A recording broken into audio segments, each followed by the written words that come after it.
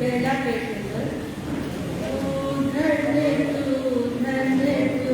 धन्य प्रभु जी श्री शांति जिनेश्वर स्वामी मेरे रोग निवारकियो प्रभु सर्वमणि सुखकामी तू धन्य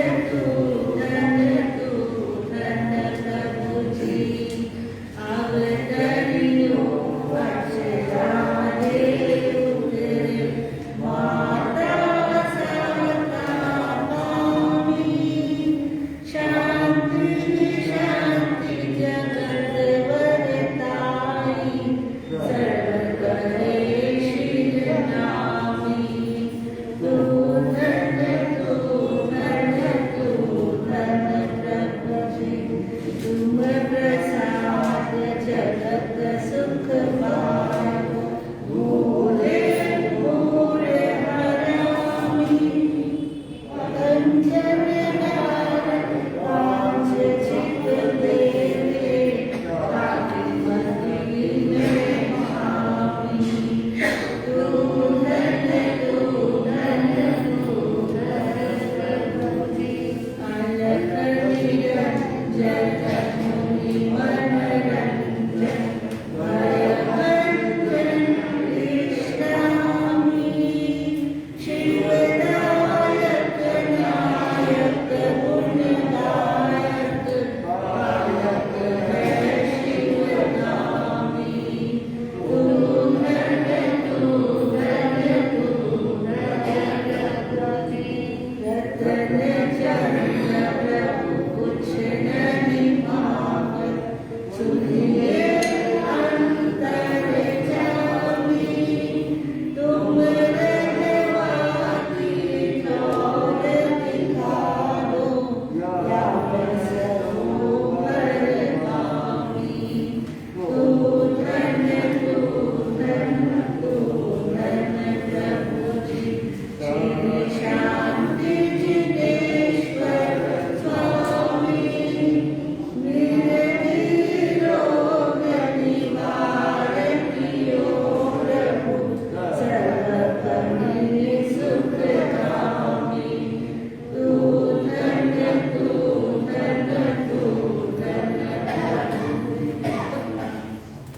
आज की प्रवचन सभा प्रारंभ होना चाहिए। माँ सती प्रशंसा श्री जी आपके सामने भावनाओं का सुंदर उद्बोधन देगी। अनंत अनंत आस्था के केंद्र, अनंत अनंत दर्शन के दिवाकर, सात हाथ के सर्जक, भव भव के भेदक, शमन प्रभु महावीर स्वामी की सदाकाल जय हो। अनंत अरिहंत सिद्ध आचार्य उपाध्याय सर्व साधुज्ञ नमो नमः। जय आत्मानंद देवेंद्र शिवाचार्य गुरुभ्यो नमो नमः। जय केसर कौशल्या विजय श्री गुरुभ्यो नमो नमः। अत्र विराजित परम सचर्या पूज्य गुरुदेव डॉक्टर प्रतिभा सिद्धि महाराज साहब के पावन श्री चरणों में देश अनंत आस्था के साथ कोटिशा वंदन नमन। धर्म प्रेमी सुश्रावक श्राविकाओं, माताओं एवं बहनों, आप सुन रहे हैं भावनाओं के बारे में। आज हम चिंतन करेंगे अनित्य भावना का बोध किस प्रकार हम कर सकते हैं। इस भावना का हमें आज चिंतन करना है। बंधुओं, मैं एक प्रश्न, सिंपल सा प्रश्न पूछना चाहती हूँ कि हम नित्य हैं या अनित्य हैं? हाँ? हम नित्य हैं या अनित्य हैं? नित्य हैं। और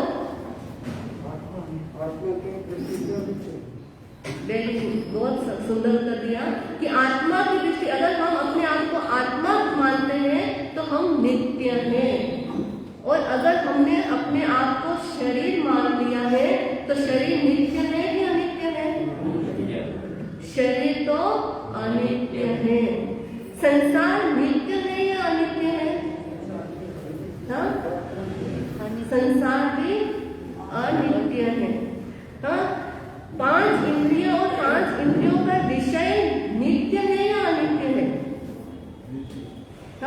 पांच इंद्रियों और पांच इंद्रियों के विषय नित्य है या अनित्य है? हाँ, अनित्य है। कर्म नित्य है कि अनित्य है? कर्म जो है वह नित्य है कि अनित्य है? कर्म आत्मा के साथ सदा रहते हैं कि आत्मा कर्मों को नष्ट करती है? आत्मा में हाँ, कर्म जो कर्म भी है वह भी क्या है? अनित्य है, क्योंकि आत्मा में ऐसी शक्ति है कि वह कर्मों को तोड़ सकती है। तो ये कर्म भी क्या है? अनित्य है कि नित्य हुए? हाँ, अनित्य है। शरीर नित्य है या अनित्य है? शरीर अनित्य है। बंधु, आप सबने सबके उत्तर बहुत सुंदर दिए हैं। जब सारे जो संसार के अंदर हमें दिखाई देते हैं वह सब अनित्य है, संसार अनित्य है, भौतिक सुख सुविधाएं अनित्य है, इंद्रियों के सुख भी अनित्य है और परिवार भी अनित्य है। परिवार नित्य है कि अनित्य है? परिवार भी क्या है? अनित्य बता दिया है। और शाश्वत क्या है? जब सब कुछ अनित्य है तो नित्य क्या है? आत्मा नित्य है। देखिए बंधुओं, पांच वस्तुएं जो है वह नित्य रहने वाली है। इस संसार के अंदर आत्मा नित्य है, शाश्वत है और कभी भी तीन काल में भी आत्मा का विनाश होता नहीं है। मृत्यु नित्य है, अटल है। मृत्यु कभी भी आ सकती है। हाँ, मृत्यु हमारे सामने कभी भी आ सकती है। जिनवाणी जो है वह नित्य है, जिनवाणी शाश्वत है। और मोक्ष जो है वह नित्य है कि अनित्य है? मोक्ष भी नित्य है। हाँ, मोक्ष जो है और मोक्ष के उपाय भी क्या है? नित्य है। हाँ, श्रीमद् राजचंद्र जी ने बहुत सुंदर बताया है। आप बार बार श्रीमद् राजचंद्र जी का नाम सुन रहे हैं। उन्होंने अपने आत्म सिद्धि के अंदर बहुत सुंदर पद बताया है। आत्मा छे ते नित्य छे करता निज कर्म, छे भोक्तावली मोक्ष छे, मोक्ष उपाय सुधर्म। यह आत्मा नित्य है। आत्मा कर्मों का करता है, आत्मा कर्मों को भोगता है, मोक्ष है और मोक्ष के उपाय भी है। यह श्रीमद् राजचंद्र जी ने इस पद के अंदर बताया है। भगवान महावीर ने उत्तराध्याय सूत्र के अंदर अनित्यता का स्वरूप बताते हुए फरमाया है, कुसहे जहाँ ओस बिंदुए थोवम चित्रइस दंभमानए एवं मनुयान जीयम समयम गोयम मापमाये। यह संसार जो है, हाँ, इसके अंदर रात्रि के समय के अंदर घास की नोक के ऊपर पानी की ओस की बूंदें पड़ जाती है। वह प्रातःकाल सूर्योदय होने के ऊपर मोती की तरह चमकती है, किंतु वह चमक कितने समय के लिए है? कुछ क्षणों के लिए होती है। सूर्य के तेज प्रकाश से शीघ्र ही वह चमक नष्ट हो जाती है। फिर एक हवा का झोंका आने पर वह ओस की बिंदु मिट्टी के अंदर गिर करके अपना अस्तित्व खो देती है। इसी प्रकार यह मनुष्य का जीवन जो है वह भी क्षणिक है, अनित्य है, चंचल है, अस्थिर बताया है। संसार की जितनी भी भौतिक सुख सुविधाएं हैं क्षण भंगुर है। जैसे राहु सूर्य को ग्रसित कर लेता है, राहु सूर्य को अपने अंदर समा लेता है और सूर्य की जो लालिमा होती है, प्रातः काल की जो लालिमा है वह संध्या के समय कैसी हो जाती है? काली मां के अंदर बदल जाती है। उसी प्रकार जो है यह काल रूपी मृत्यु जो है सभी के मस्तक के ऊपर मंडरा रहा है। यह मृत्यु सभी के मस्तक के ऊपर घेरा डाल रहा है। कभी भी यह मृत्यु हमें अपने मुख के अंदर, अपने ग्रसित कर लेगी, अपने मुख के अंदर समा लेगी। भोरे की स्वर्णिम छटा सम क्षणिक सब संयोग है, पद्म पत्रों पर पड़े जल बिंदु सम सब भोग है। सांध्य दिन करे लालिमा सम लालिमा है हाल की, सब पर पड़ी मनहूस छाया मृत्यु रूपी काल की, सब पर पड़ी मनहूस छाया मृत्यु रूपी काल की। बच्चा जन्मता है, युवा होता है, वृद्ध हो जाता है और मृत्यु को प्राप्त हो जाता है। उसके बाद वह बार बार जन्म लेता है। बार बार जन्म लेना, बार बार मृत्यु को प्राप्त होना, यही संसार की अनित्यता है। कहते हैं भगवान कि संसार के अंदर कोई भी वस्तु स्थिर नहीं रहती है, हर वस्तु क्षणभंगुर है, नाशवान है और नष्ट होने वाली है। इसलिए हे मनुष्य, तू किसके ऊपर राग करता है? तू किसके ऊपर राग करके तू किसे अपना मानता है और किसके ऊपर द्वेष करके और किसे तू क्या करता है? नफरत के भाव पैदा करता है। इस संसार के अंदर तो कुछ भी टिकने वाला नहीं है। इसलिए कौन सी वस्तुओं को तू अपना समझ करके उनको अपना संग्रह करता है और जो वस्तुएं तुझे इच्छित है, प्रिय है, उनके वियोग होने पर रोता है, बिलखता है, आर्त ज्ञान करता है। हे मनुष्य, तू चेत जा। कोई भी वस्तु इस संसार के अंदर टिकने वाली नहीं है।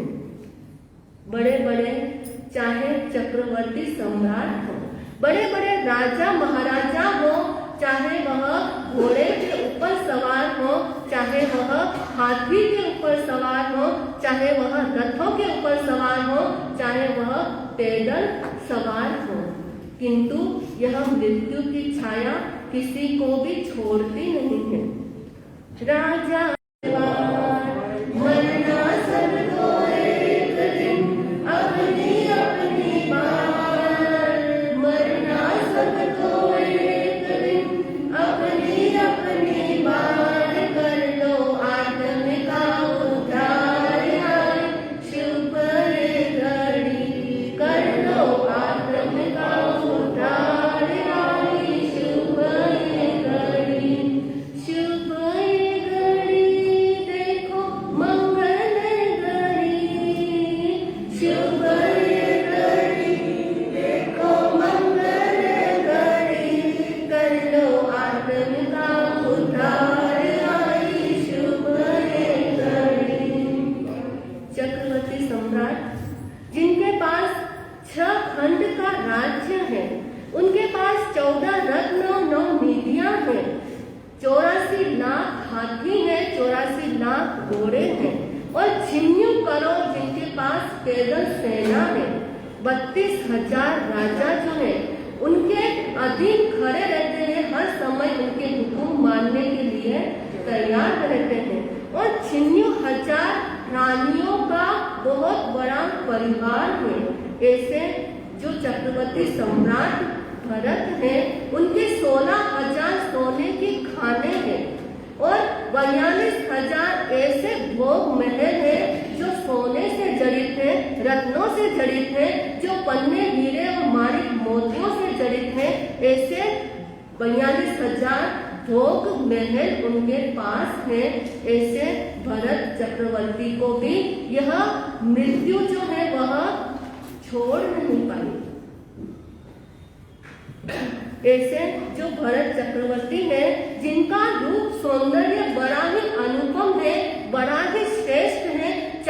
तीर्थंकर की बात कहते हैं, तीर्थंकर के पश्चात श्रेष्ठ उत्तम सबसे जो सौंदर्यशाली होते हैं, जो उत्तम पुरुष होते हैं, वो कौन होते हैं?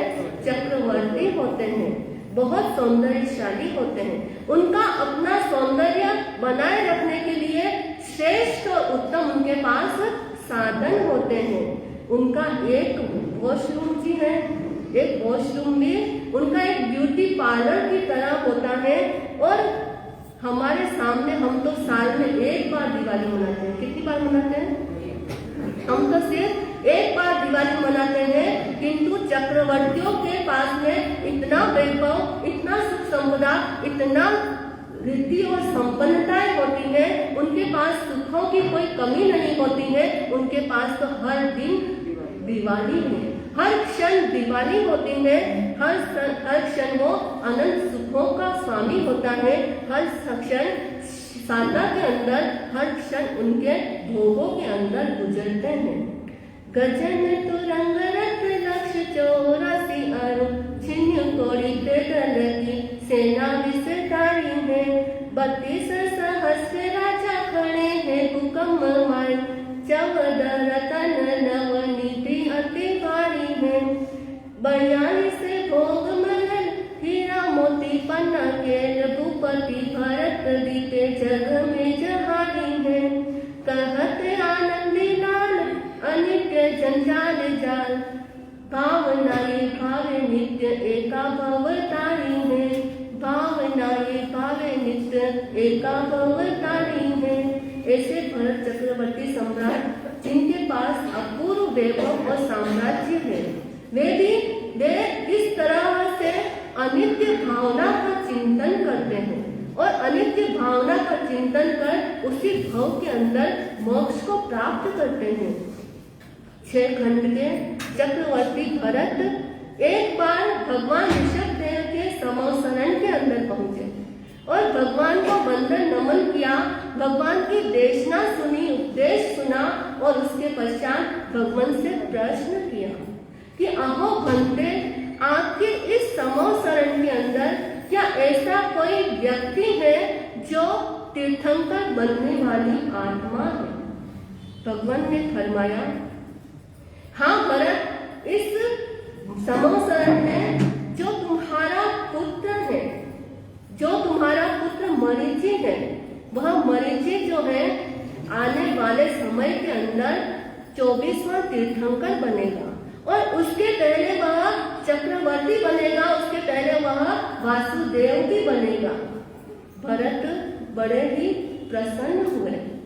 दूसरा प्रश्न किया, भंते, मेरी भवितव्यता कैसी रहेगी? मेरी मुक्ति का क्या मार्ग है?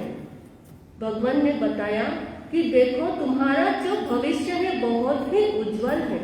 तुम इसी भाव के अंदर मुक्ति को प्राप्त करोगे, तुम चरम शरीरी आत्मा हो। उस समोसरण के अंदर एक व्यक्ति ने यह बात सुन ली।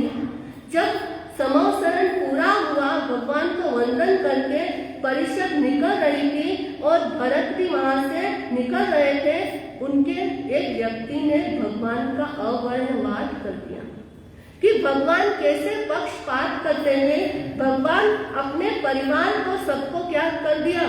मोक्ष का रिजर्वेशन करवा दिया। सबको भगवान ने मोक्ष का टिकट दे दिया। भगवान क्या करते हैं? पक्षपात करते हैं। जब भगवान का अवर्णवाद उस भरत के कानों के अंदर पड़ा, उनका असाधना भरे शब्द उन्होंने सुने, तो उन्होंने उस व्यक्ति को अपने राजमहलों के अंदर बुलाया। राजमहलों के अंदर बुला करके उनसे वो व्यक्ति कहने लगा कि मुझे आपने क्यों बुलाया है, क्या कारण है, क्या मुझसे कोई भूल हुई है? तो कहने लगे भरत कि तुमने तीर्थंकर परमात्मा की बहुत बड़ी आराधना की है, बहुत बड़ा अवर्णवाद किया है। अगर तुम्हारे को एक प्रयोग करना, उसके हाथों के अंदर एक तेल का भरा हुआ लबालब कटोरा थमा दिया और सैनिकों को आदेश दिया, तुम्हें क्या करना है कि इसको पूरे बाजारों के अंदर घुमाना है, सभी बाजारों के अंदर घुमाना है। लेकिन सैनिकों को आदेश दिया कि एक भी तेल की बूंद इसमें से गिरनी नहीं चाहिए। अगर इसके तेल की एक भी बूंद नीचे गिर जाए तो उसी समय उसका सिर धड़ से अलग कर दिया जाए। व्यक्ति डर गया। ले जा रहे हैं सैनिक उसको वह बाजारों के अंदर घुमाया, मुख्य मुख्य बाजारों के अंदर, सबके अंदर उसको घुमाया गया। अब व्यक्ति का ध्यान किधर रहेगा? तेल के भरे हुए कटोरे के अंदर। व्यक्ति का पूरा ध्यान उसके अंदर है। बड़े बड़े राग रंग भरे नाटक भी चल रहे हैं, कठपुतलियों के नाटक भी चल रहे हैं, बड़े बड़े सुंदर बाजार भी लगे हुए हैं, किंतु व्यक्ति का ध्यान एकमात्र किसके ऊपर टिका हुआ है? उस तेल के भरे हुए कटोरे के ऊपर टिका है। वह मुख्य मुख्य बाजारों से घुमा करके वापस राजा के सामने, भरत चक्रवर्ती के सामने उस व्यक्ति को उपस्थित किया। व्यक्ति से पूछा कि तुमने क्या क्या देखा? बाजारों के अंदर तुमने क्या क्या देखा? बहुत रंग बिरंगे साधन थे, भोग विलासों की बहुत सारी सामग्रियां हैं, बहुत सारे होटलें हैं, रेस्टोरेंट हैं, बहुत सारे नाटक चाटक भी हैं। तुमने क्या क्या देखा? उस व्यक्ति ने कहा कि मैंने तो कुछ भी नहीं देखा और कुछ भी राग रंग के कोई भी शब्द सुने नहीं। मेरा तो एकमात्र ध्यान किसके ऊपर था? इस कटोरे के ऊपर था। भरत ने कहा कि देखो, जिस प्रकार तुम्हारा पूरा ध्यान किसके ऊपर था? कटोरे के ऊपर था, उसी प्रकार मेरा पूरा ध्यान किसके अंदर रहता है? मैं आत्मा के अंदर रहता है। मैं पूरे राज्य का संचालन करता हूँ, 6 खंड के राज्यों को संभालता हूँ, राज्य दंड और न्याय नीति का मैं पालन करता हूँ और फिर भी मेरी आत्मा के अंदर मेरा पूरा ध्यान है। तुम्हें भगवान से क्षमा मांगनी है। तुमने अवर्णवाद किया है, भगवान की आराधना की है, तुम्हें भगवान से क्षमा मांगनी है। देखिए, यह भरत चक्रवर्ती जो 6 खंड के राजा हैं, वह भी क्या है? पूरा अपनी आत्मा के अंदर इतने तल्लीन हैं। एक बार आरिसा भवन यानी पूरे ग्लास का जो महल है, उस आरिसा भवन के अंदर पहुंच गए और उस आरिसा भवन के अंदर ऐसा भवन कि पूरे जहां देखो वहां अपना ही प्रतिबिंब दिखाई देता है। उस भवन के अंदर वह श्रृंगार कर रहे हैं, 16 श्रृंगार कर रहे हैं और 16 श्रृंगार करके अपने पूरे शरीर को सजा रहे हैं। बहुमूल्य वस्त्राभूषणों से शरीर को अलंकृत किया, किंतु एक अंगूठी पहनना भूल गए। जब उनकी एक अंगुली देखी कि जिसके अंदर आभूषण नहीं है, अंगूठी पहनी हुई नहीं है, वह बड़ी निस्तेज है, बहुत ही नीरस लग रही है, उसकी कोई शोभा नहीं दिख रही है। देखिए, मेकअप करते करते आत्मा का चेकअप कर दिया। मेकअप करते करते एक एक आभूषण उतारने लग गए। यह शोभा किसकी है? इन आभूषणों की है। यह शोभा शरीर की किसकी है? इन वस्त्रों की है। मैं पूरे शरीर का मेकअप कर रहा हूँ और उसको सजा रहा हूँ। मेरी आत्मा जो है वह कुंदन की तरह है। अपनी आत्मा के अंदर उतर गए, सारे वस्त्र आभूषण उतार दिए और इतना चेकअप किया आत्मा का, इतना गहराई के अंदर उतर गए कि उनको वहीं पर केवल ज्ञान और केवल दर्शन की प्राप्ति हो गई।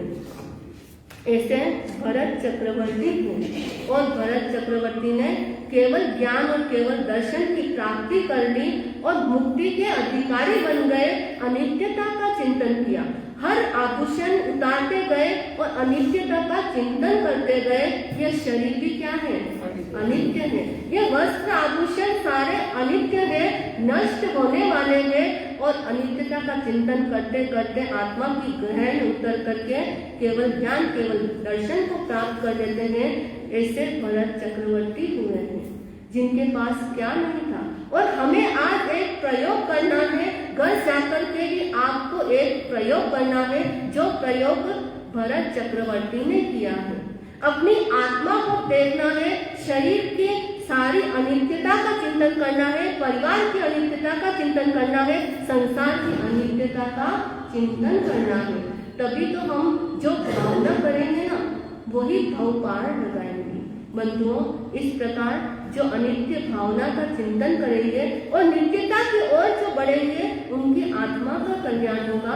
इन्हीं शब्दों के साथ में अपने वक्तव्यों को मैं विराम देती हूँ। पूज्य गुरु जी का मंगलमय उद्बोधन आप श्रवण करेंगे। ओम शांति। श्रीमंदर स्वामी की प्रार्थना। स्वामी श्रीमंदर भगवान तुमरो सत पुण्यम करना। स्वामी श्रीमंदर भगवान तुमरो सत पुण्यम करना। गुंजो घर घर तेरो नाम, कीजो भारत आलीशान। गुंजो घर घर तेरो नाम, कीजो भारत आलीशान। छोटा वाला प्रार्थना का छोटा कागज है, बड़ा नहीं, छोटा वाला। विश्व बचावे बनते नीलकंठ, ज्ञान बचावे आत्म राम। विश्व बचावे बनते नीलकंठ, ज्ञान बचावे आत्म राम। भविजन की कृपान मिटावे, देवे जो जग में विश्राम। श्रीमंदर भगवान, श्रीमंदर भगवान। कीजो बच्चों को वरदान, बोलो भीतर शुद्ध मुकाम।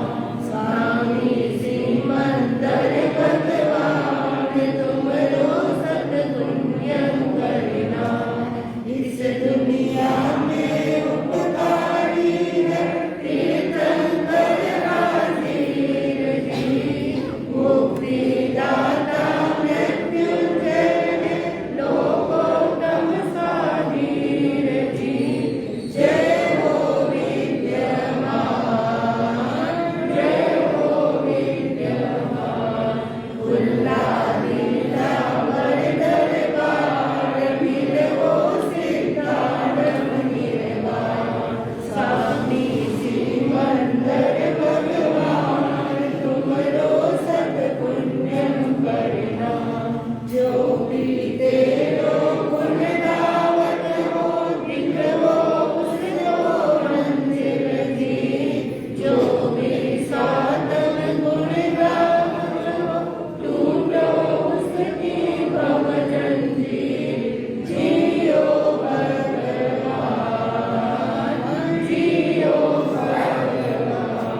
जब भी लागे अलख ज्ञान, खुल जा सिम सिम केवल ज्ञान। जब भी श्रीमंदर भगवान तुमरो सत पुण्यम करना। नामे ठाणे द्रव्य पावे, भव कारक सामीर जी। पूजा कीर्तन दर्शन रीजन, पंचम गतदानीर जी। जीवन का जश्न नाम, जीवन का जश्न नाम। उलझन तक विराम, सुलझन तक पूर्ण विराम। स्वामी श्रीमंदर भगवान तुमरो सत पुण्यम करना। गुंजो घर घर तेरो नाम, कीजो भारत आलीशान। वर्तमान अरिहंत परमात्मा श्रीमंदर स्वामी के पावन श्री चरणों में भगवान महावीर स्वामी परंपराचार्य, वर्तमान आचार्य, परम आराध्य गुरुदेव गुंडीजी महाराज साहब, पूज्य डॉक्टर विदेश जी महाराज सबके पावन श्री चरणों में हृदय के आनंद आस्था के साथ कोटिशा वंदन नमन। स्नेही महाशक्ति सात्विक प्रशंसा श्री जी, यशवंतपुर संघ के और आसपास से आए हुए सभी श्रावक श्राविकाओं, भाइयों एवं बहनों, हमने भगवान महावीर स्वामी के जो दूसरा अंग आगम है, सूत्र प्रदान सूत्र के ऊपर आधारित उपांग, जिसका नाम है राज प्रश्नीय सूत्र, उसका विवेचन प्रारंभ किया है। राजप्रश्न सूत्र के पूर्व विभाग में आप सुन रहे हैं कि उस कालोस समय में यानी चतुर्थ आर्य में और भगवान महावीर स्वामी जब विचरण कर रहे थे उस समय कौन सी नगरी थी? आम्रकल्पा नाम की नगरी थी। आम्रशाल वन है और वहां पर राजा श्वेत और धारिणी रानी समस्त अंतःपुर परिजनों के साथ भगवान के दर्शन वंदन करते हैं। इधर आपने सुना कि सूर्याग नाम का जो देव है, जो प्रथम देवलोक सौधर्म देवलोक का क्या है? देव है। इंद्र बाद में बनता है, वो पहले देव ही होता है जब भगवान के पास आते हैं तब। तो उस समय वो जो सौधर्म देव है उसने अपने सेवक देवताओं से आपको बताया कि जिस तरह से यहाँ पर सेवक भाव स्वामी भाव होते हैं, सेवक स्वामी भाव उसी तरह से देवलोकों में भी होते हैं। तो उन्होंने अपने जो सेवक देवता है उनको क्या कहा कि जाकर के आम्रकल्पा नगरी के चारों तरफ 12 किलोमीटर एक एक योजन की परिधि के अंदर क्या करो, पूरी साफ सफाई करो, सुगंधित करो, सारी उन्होंने उनको आज्ञा दी। और वो आज्ञा लौटा करके यानी देवों ने आकर के क्या किया, आम्रकल्पा नगरी के चारों तरफ एक एक योजन की परिधि में राउंड में परिधि यानी गोल में, उस गोल में उसने क्या किया, पूरा वहां पे कंकड़ पत्थर लगाने में सुविधाजनक हो। तो उन्होंने ऐसा वापस देवताओं ने क्या किया, एक यान विमान